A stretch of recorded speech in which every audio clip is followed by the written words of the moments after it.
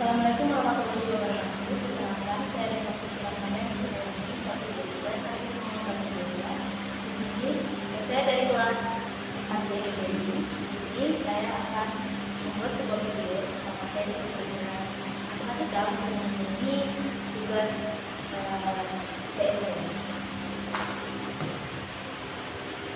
Pertama, saya akan membahas konsep perkalian dan sistem.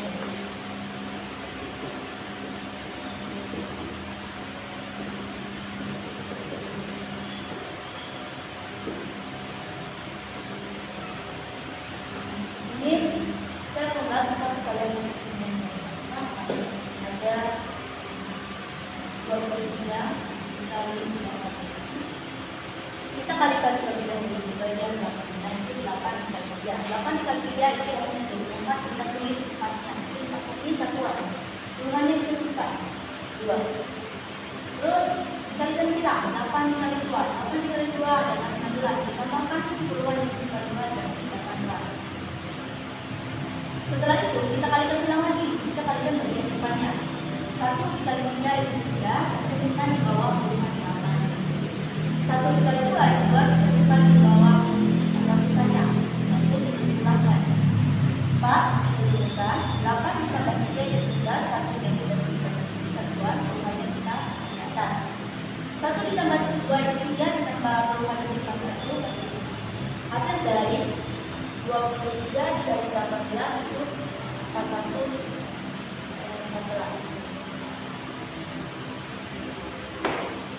Setelah itu soal nomor 2. Soal nomor 2 itu ada 21 dikali 24. Ini dengan cara yang sama. 1 dikali 4 4. 4 dikali 2 8. Disimpan di deretan. Setelah itu kalikan yang paling depan. 2 dikali 1 itu 2. Disimpan di depan. 2 dikali 2 itu 4. Disimpan di deretan ratusan. Setelah itu dikumpulkan 4 turun 8 ditambah 2 itu 10. Satuan yang kita tulis di bawah, turunan kita simpan di atas. 4 ditambahkan dengan turunan yang disimpan. Dengan disimpan 1 berarti 4 ditambah 1 itu 5. Jadi hasil dari 21 dikali 24 itu 504. Setelah itu kita memasuki konsep perkalian disusun panjang.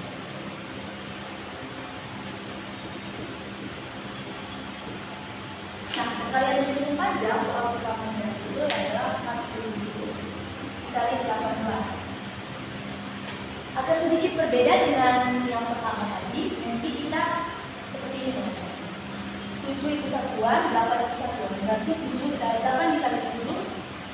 Kalikan dulu satuan dengan satuan. 8 dikali 7 hasilnya 56.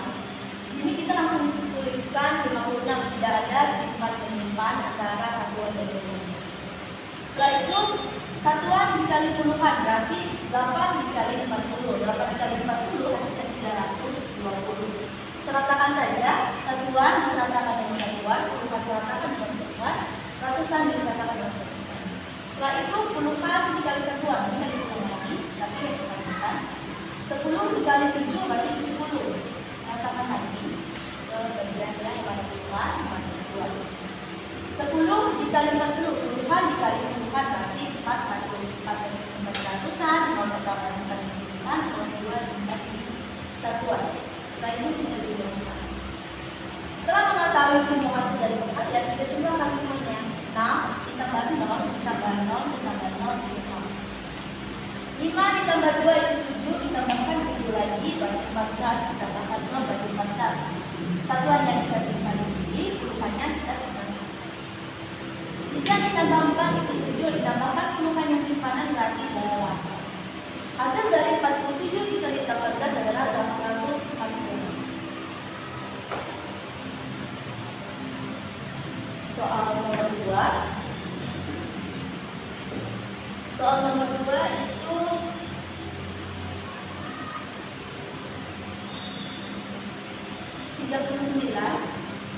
dikali 20. Sama seperti cara yang pertama tadi, berarti kita kalikan satuan satuan dengan satuan dulu. 5 dikali 9 yaitu 40.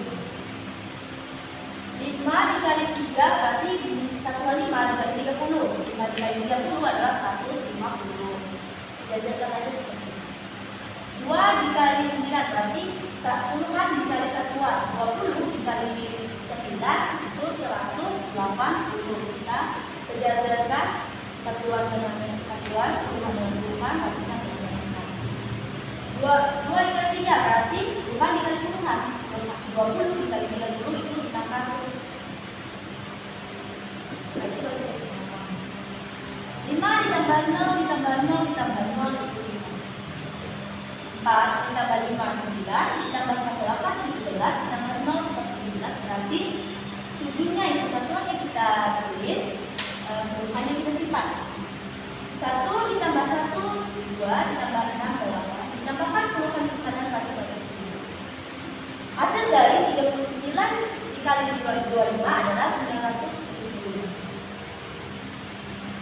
Selanjutnya kita memasuki konsep pembagian.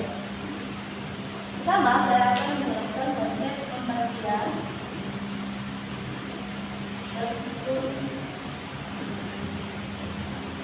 pendek. Saya akan menjelaskan pembagian tersusun pendek.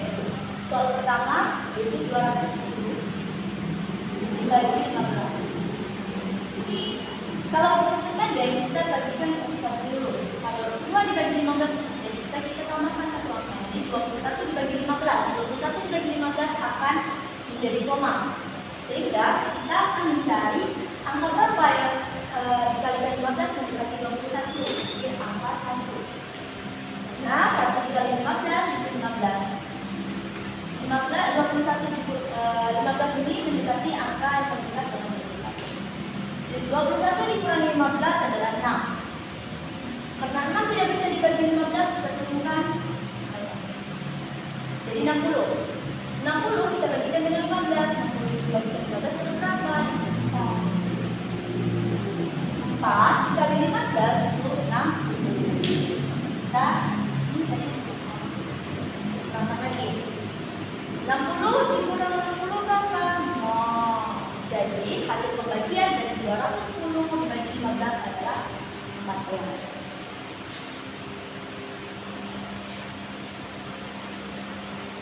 Soal yang kedua. Soal yang kedua itu 550 dibagi 25.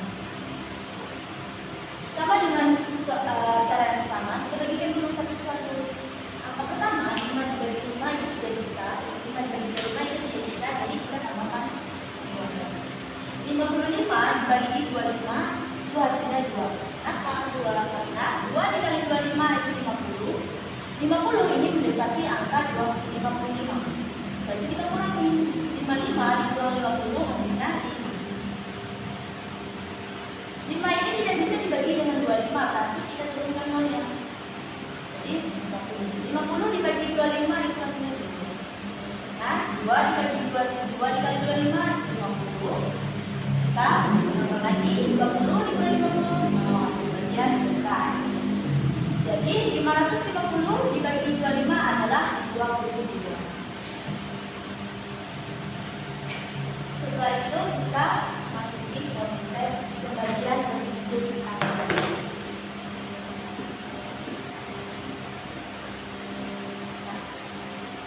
Soal yang pertama, 280 dibagi 20. Jika tadi bersusun pendek, dia kita membagikan satu persatu. Kali ini kita membagikan dari 2. 2 ini kita angkat jadi 200. 200 dibagi 20 itu hasilnya 10. 10 dikali 20 itu 200. Setelah itu baru kita kurangi. 280 dikurang 200 berapa? 80. 80 kita bagikan lagi dengan 20. 80 dibagi 20 hasilnya berapa? 4. Di sini kita kasih tanda pertambahan, penjumlahan. Nanti di sini 80 dibagi 20 itu 4. 4 dikali 20 itu 80. Kita kurangi lagi.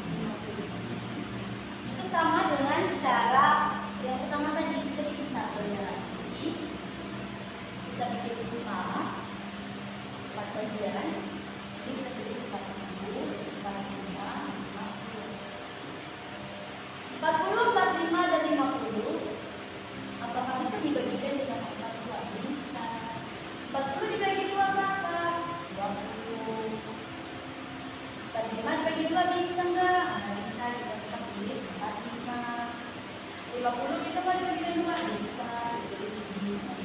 Dari ketiga bilangan ini masih bisa tidak dibagi dengan bilangan bilangan 2? Masih bisa. 20. 20 dibagi 2 itu 10. Karena tadi ini masih tidak bisa, tetap ditulis 45. 25 bisa nggak dibagi dengan 2? Tidak bisa. Kita lagi. Ini masih bisa nggak dibagi dengan 2? Masih bisa. 10 masih bisa dibagi dengan 2, berarti hasilnya 5. 45 tidak bisa dibagi 2, kita turunkan lagi. 25 tidak bisa, turunkan lagi. 5, 45 dan 25 masih bisa nggak dibagi dengan 2? Bisa. Kita naik 1 angka, 3. 5 dibagi 3 nggak bisa, kita turun lagi 5-nya. 45 bisa nggak dibagi 3? Bisa, sekarang 15. 25 bisa nggak dibagi dengan 3? Tidak bisa. Dari ketiga bilangan itu masih bisa nggak dibagi dengan 3? Masih bisa. Masih ada 15. Ini tetap kita turunkan. 15 dibagi 3 berapa? 5.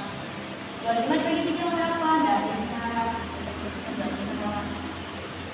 Dari ketiga ini masih bisa nggak dibagi dengan 3? Nggak bisa, kita naik 1 angka lagi. Tuh, 5. 5 dibagi 5, 1. 5 dibagi 5, 1. 25 dibagi 5 berapa? 5. 1 kedua bilangan ini sudah habis, kalau sudah mencapai 1 lagi dibagikan dengan 1 lagi yang ini. 5 dibagi berapa? Lagi 5 lagi. 5 dibagi 5 hasilnya 1. Jadi kerja selesai. Jadi inilah KPK yang kita temukan dari 40, 45 dan 50. Cara penulisannya itu 2 dikali 2 dikali 2 dikali 3 dikali 3 dikali 5 dikali 5 sama dengan 1.800. Bisa disederhanakan 2 pangkat 3 dikali 3 pangkat 2 dikali 5 pangkat 2 sama dengan 1.800. Seperti ini. Selanjutnya kita memasuki konsep NPD.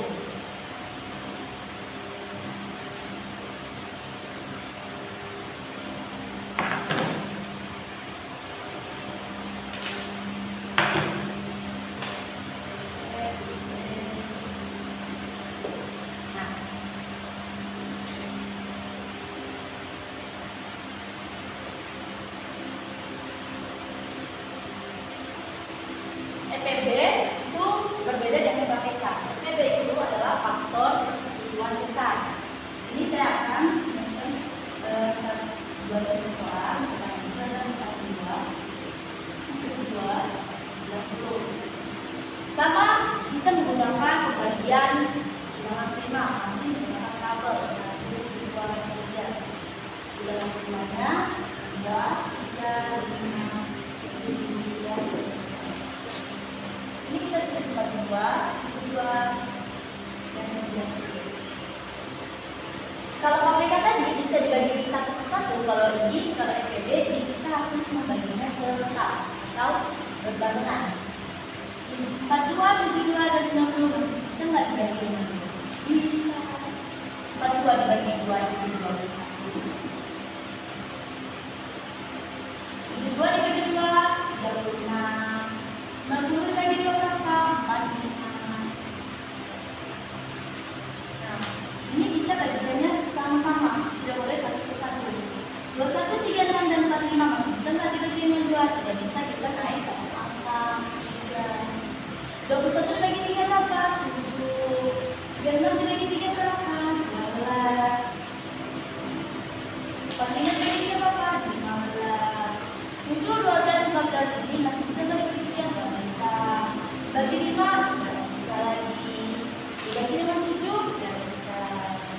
7 ini sudah memasuki bilangan 5. Jadi NPD dari 42, 72 dan 90 adalah 2 dikali 3 sama dengan 6. Jadi NPD-nya adalah 6.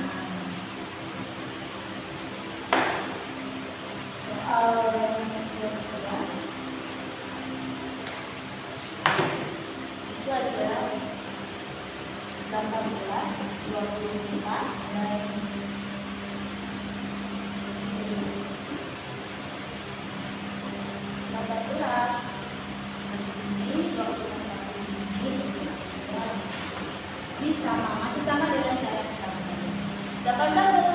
2 kita bagikan dengan bilangan 2 dulu. 18 dibagi 2 berapa? 18 dibagi 2 9. 24 dibagi 2 berapa? 15. 32 dibagi 2 berapa? 9. 16. 9, 12, 16 bisa enggak dibagi dengan 2? Bagi dengan 3 bisa tidak? Tidak bisa. Berarti hasilnya cuma 2. Oke. Dari 18, 24 dan 32 adalah 2.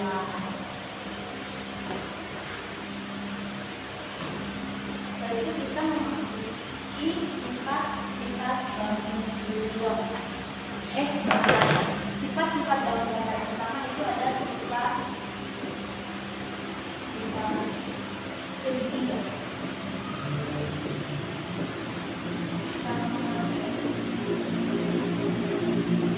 Segitiga sama sisi itu memiliki sisi yang sama panjang. Sisi yang sama panjang mana?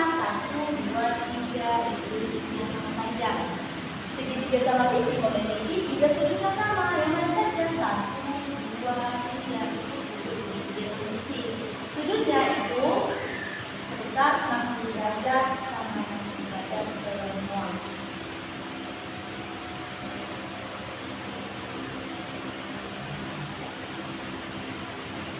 Segitiga sama sisi juga memiliki simetri sebanyak 3. Jadi garis simetris 1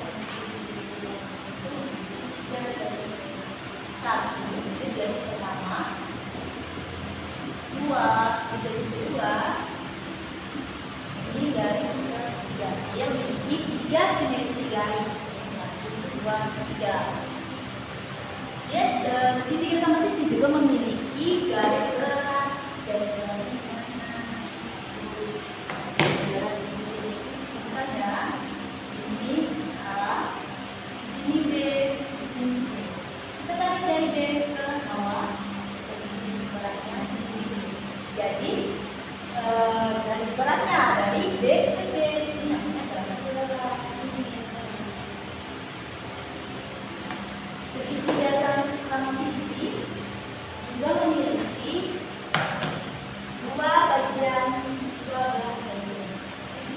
memiliki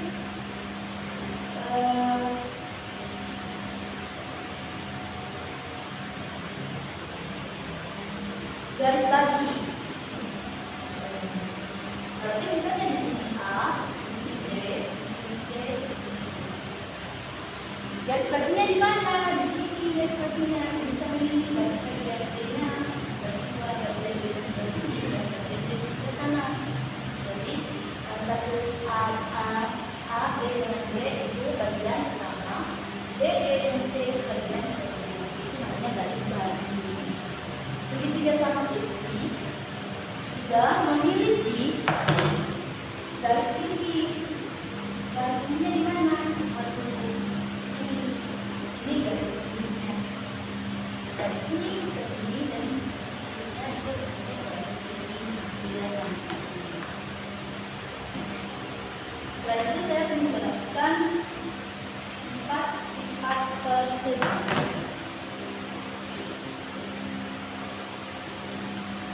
Sifat-sifat persegi ada apa saja sih? Yang pertama itu ada sisi persegi itu sama, itu ada 4 sisi. Sisi pertama, sisi kedua, ketiga, dan sisi keempat. Ini adalah sifat persegi. Ada 4 sisi persegi yang sama panjang.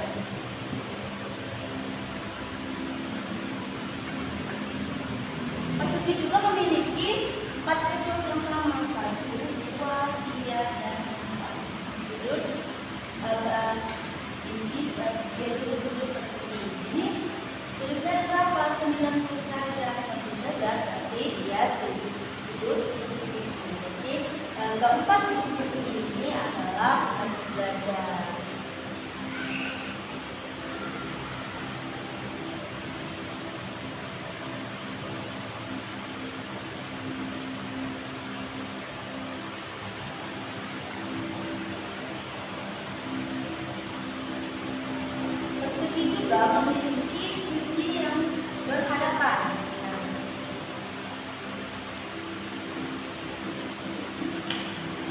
dan kiri sama-sama berhadapan, sisi bawah dan atas juga sama-sama berhadapan.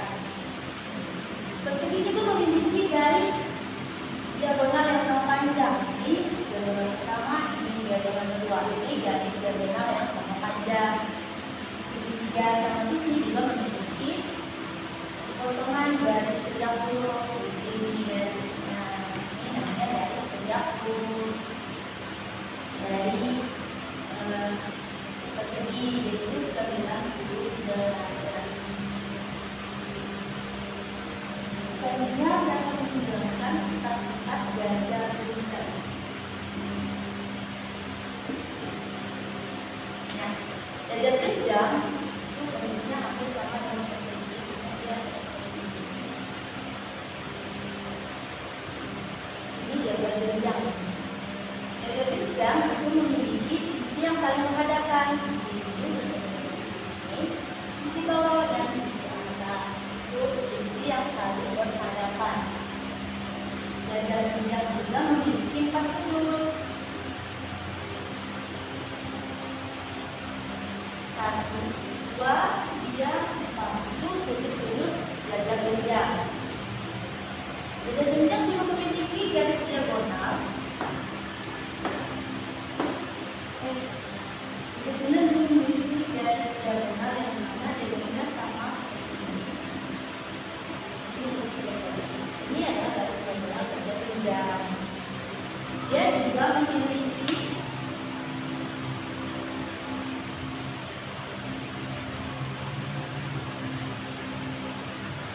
gajah genjang juga memiliki dua segitiga yang dibagi dari gajah genjang itu sendiri. Segitiga pertama kita ambil dari garis yang atas. Ini segitiga pertama.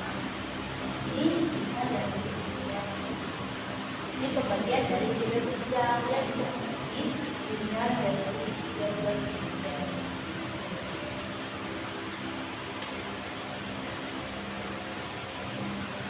Gajah genjang juga memiliki dua simetri utama. Dua simetri utamanya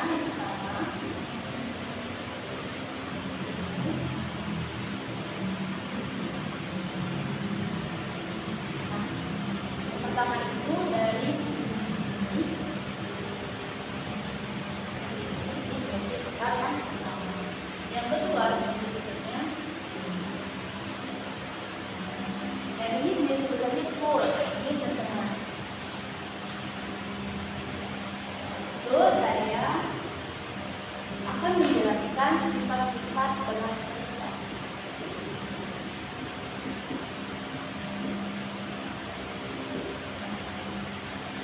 Belah ketupat yang pertama, belah ketupat itu memiliki sisi yang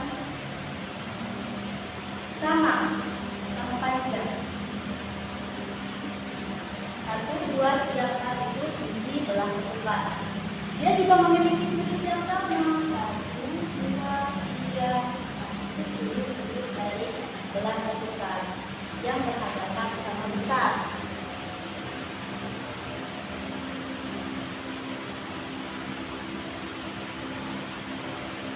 Belah ketupat juga memiliki garis diagonal.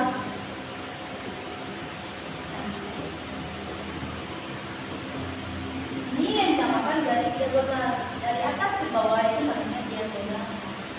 Dari samping dari kiri ke kanan itu namanya diagonal. Dia memiliki dua garis diagonal. Dan dia juga memiliki garis simetri sama seperti dari diagonal tadi. Ini namanya garis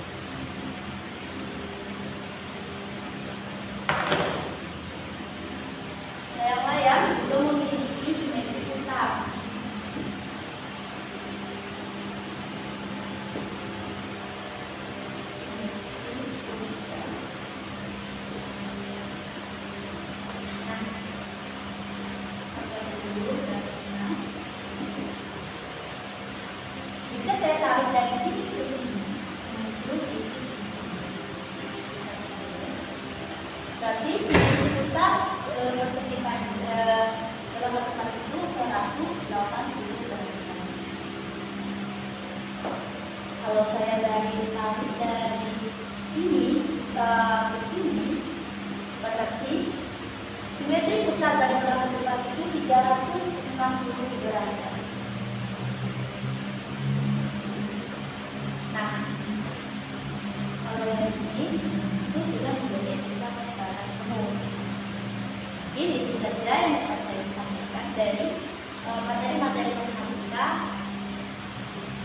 Mungkin jika ada salah kata dan ucapan saya mohon maaf. Kata saya